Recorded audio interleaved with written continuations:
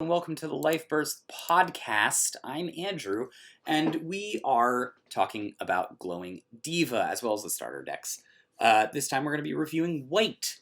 Without any further ado, let's get into it. As always, the multicolored cards are good and staples, and they're not like top-end run cards, but they're super playable. They're basically the bar of what's playable or not. Let's go into our level ones. F Light Code Art. Whenever the Signy attacks, you can look at the top 3 cards of your deck. You can reveal a spell among them, add it to your hand, put the rest on the bottom in any order. I don't think this card is good. I would say it is not playable even.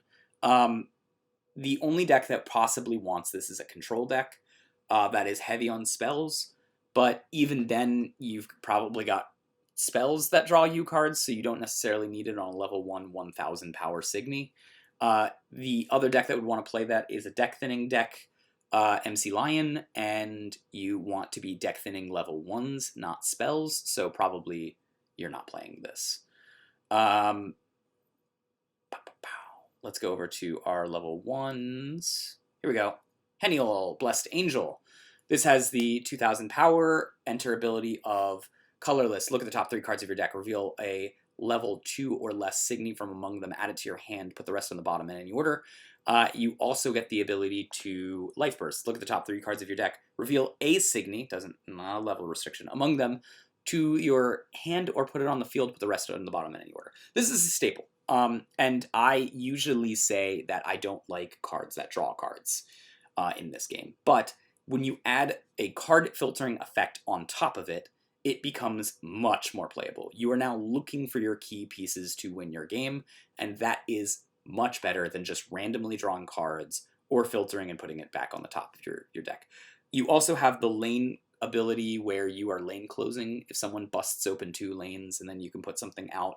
It also doesn't say that the enter effects don't happen when you take those Signy and put them in the field. So this card is very good. This card's going to be probably a 4 of in most of your white decks. Maybe not your aggressive decks, but people have played them in the aggressive decks. And you are going to be playing this as a staple until forever, probably. It's still being played.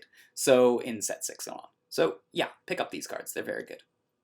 Talking about more white cards that are good, you're going to find in the future that white level 1s have a lot of competition. It's because specifically these 2 cards.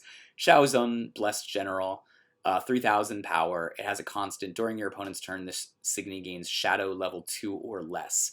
Basically means that it's going to be hard for your opponent to use Signy-based removal like Lancelot on your level 1s. That's good, and it gets better as the game goes on and your level 1s and level 2s get more text on them. So this is a good card. If you're looking to be more defensive and walling at all, or just wanting something that's sticky and harder for your opponent to deal with, then this is definitely a good card staple. You'll see it in the future. Andres, Blessed Evil. It has the enter ability of discard a card, look at the top 5 cards of your deck, reveal a demon from among them, add it to your hand, put the rest on the bottom in any order. Its Life Burst effect is target Signy on your opponent's field gains. This can attack, you draw a card, and it has 2000 power. This card's Life Burst is that white type of Life Burst, something can't attack and you get to draw a card, is basically borderline playable. It's neither detracting nor detracting. Detracting or adding, I guess, to the card. However, the ability to discard a card, look at the top 5 cards of your deck, reveal a demon among them, and put it in your hand. Like I said, you add card filtering and the card draw to the ability to it, and I'm in. The fact that it digs pretty deep for any demon, doesn't have a Signy level requirement, is pretty good. This is a playable card. However, it needs to be playable in demon, clearly. Right now, is that demon deck existing? No. But it will be existing, and the demon deck is primarily, ironically, in white and blue, so this is worth putting in. Demons also need synergies of you need specific demons at different times in order to make the demon deck tick, so this is always good in the fact that it's getting rid of the cards that aren't working at the stage that you're in for the cards that will work at the stage that you're currently in, so it's kind of glue in that deck. You have Alphard. Natural Planet. 1000 power. Its auto ability is whenever the Signy attacks you, reveal the top card of your deck. If it's a level 1, you get to draw that card. Again, I'm not in. I don't want just random card draw, and I don't necessarily want to be getting a level 1 even in the decks that I'm filtering for, because it doesn't really let me filter for it. So I'm past. There's so many other good playable 1-drops that I would play over that. Going right along into 2, we've got Michael Blessed Angel. As long as Signy is the left or right Signy zone, your center Signy gets plus 3000 power. Sometimes that's relevant. In white, they want power boosting effects. I don't consider this highly playable. Sometimes the Angel deck wants power boosting effects, so it potentially could. So I'm going to say not completely unplayable, but pretty close. Going into some more level 2s, we have Curzon Blessed Evil. During your turn, whenever one or more cards are put into the deck to the trash by your effect, from a deck to the trash by your effect, all Signy on your opponent's field loses their abilities till end of turn. You get the ability, the white ability of Life Burst. Target Signy on your opponent's field gains can't attack. You draw a card. 5000 power. This has seen play as a 1 of or 2 of copies in the demon decks. And then gets outclassed a little bit later down the line. But you have to recognize that as the sets go on, more Signy have more text on them, and the ability to just erase text or shadow becomes better. It's worse now, better later. So it is barely playable, but it will stay barely playable for basically its entire lifetime, in the demon deck specifically. Moving on to more level 2s, we got Mao Xiao. As long as you have 2 or less cards in your life cloths, this gets plus 3000 power and Shadow Signy during your opponent's turn. And then has the enter ability of 5 enter, put target Signy on your opponent's field into its trash. That is absurdly overcosted in order to lane clear. But it does one of the better types of lane clear. And it relies on you losing the game to get its plus 3000 power and Shadow Signy. It's not good. I wouldn't play this. Sometimes you have 2 slots open, but I would not play this if I could help it. You've got Bohigh Armed. It's one of those vanillas, so no texts except for Life Burst, of return target Signy with power 8000 or less on the opponent's field to its hand. It's a good Life Burst. If you're in white and you're trying to be aggressive, potentially consider this. If you have slots open for your 2 drops, it's 10,000 power. So I would say barely playable. Barely playable. I'm not even going to try to pronounce the fishy girl here. It is a tough name. Salah. Oh God, Sal Anglida. Sure. It's a white aquatic beast, which is a little rarer. Its constant ability, as long as you have 4 or more cards in your hand, it gets plus 4000 power, which is huge for a level 2. 12,000 attack is huge. And it's got the lane... Actually, it doesn't lane fill. It just draws you 2 cards with its Life Burst effect, basically. Is it good? Probably not. You can play it, and it's fine, just like Bo. So I guess begrudgingly playable. It does not age well, I will say that. Moving right along to our level 3s, we've got some good ones, and Atheia is not necessarily one of them. 12,000 power, enter ability, white, colorless, add target Signy with guard from your trash to your hand. There's a better version of this coming out in the next set, in set 002. So this is going to be outclassed pretty quickly. There's sometimes you need a non-life burst level 3, and this might fit the bill, although I would use Black Saddle over this if I can help it. Yeah, barely playable will become not playable in one set. Chandelier. All right, I absolutely love this card and don't use it. And here's why. Level 3 has a ton of text here. It taxes your opponent's spells by increasing it by 1 colorless, and its other constant ability, as long as there's a spell in your trash, you can gain plus 3000 power. 13,000 is huge for a level 3. And any Signy vanished by the Signy is put in the trash instead of the enter zone. Its Life Burst is awesome because it lets you find a Signy and a spell from your trash and put it in your hand, so it recurs 2. It is very good, especially in white-blue where you're kind of making a spells matter deck sometimes. You might be playing a stall deck where you're trying to trash your opponent's resources, and this does it on attack, so you don't have to do the thing where you're trying to wall and or starve them, but it does the job of being a wall really well as well because it's 13,000 power. And late game, the opponents are probably trying to use spells, so taxing them is not bad. It is got all the hallmarks of a very playable card, but the problem is there are other level 3s that are just kind of better. We're talking about Arcane here in a second. So if you are looking to be a tempo or an aggressive spells-based deck, this is a pretty okay card for you. If you're trying to put up walls, Argwayne is better. Argwayne, Blessed Angel Queen.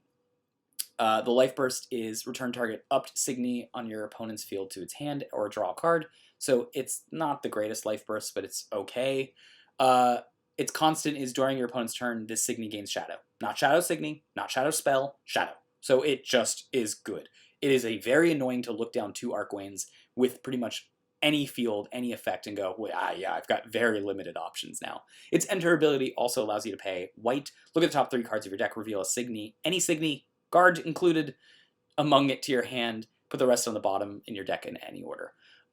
So it's a good wall, and it's going to stay relevant and a staple until this game is over. It's just one of the best 3 powered Signy that you are going to ever play.